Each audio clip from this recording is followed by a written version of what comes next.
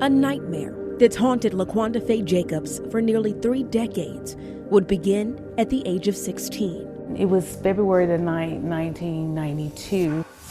Faye was taken in for questioning after a shooting near this Little Rock corner of 29th and Jefferson. Went to church that morning and sung, and I was scheduled to go back to church, me and my mother.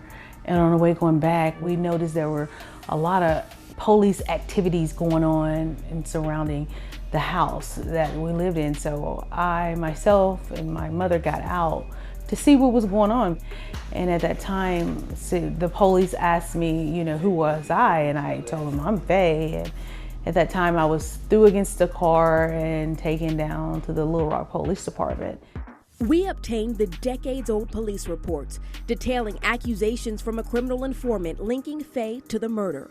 Faye would eventually go to trial, face a jury, and be found guilty of capital felony murder, sentenced to life without parole.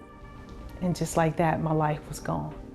Faye always maintained her innocence.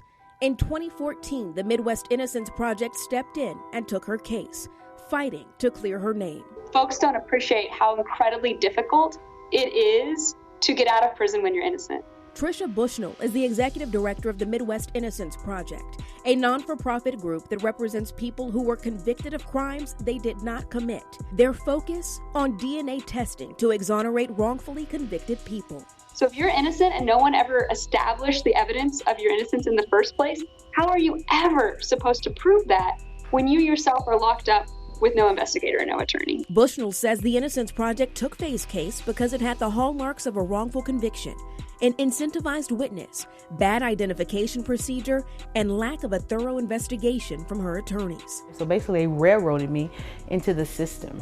It wasn't until after the Supreme Court's ruling stating children could not be sentenced to life without parole that Faye was given a new sentence. On May 11th of 2018, Faye's attorneys filed a petition outlining her innocence and asking the United States District Court for the Eastern District of Arkansas to overturn her conviction. Before the state of Arkansas was required to respond to that petition, though, the Pulaski County District Attorney's Office agreed on Faye's resentencing, changing it from life without parole to 40 years. Once the state offered Faye time served, the Innocence Project's ability to prove her innocence in court went away.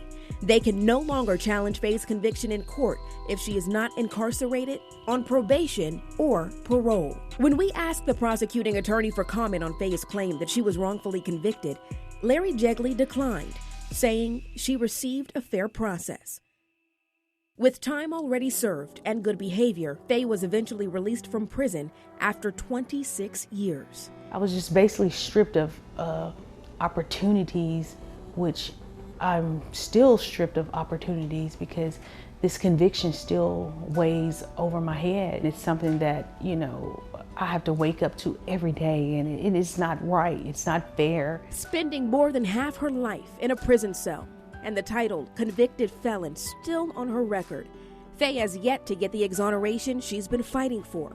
The state never deemed her sentence a wrongful conviction. I'm excited in spite of a conviction still over my head. I'm still excited. I'm happy.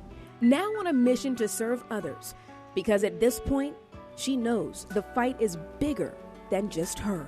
There are a lot of Faye Jacobs still behind bars.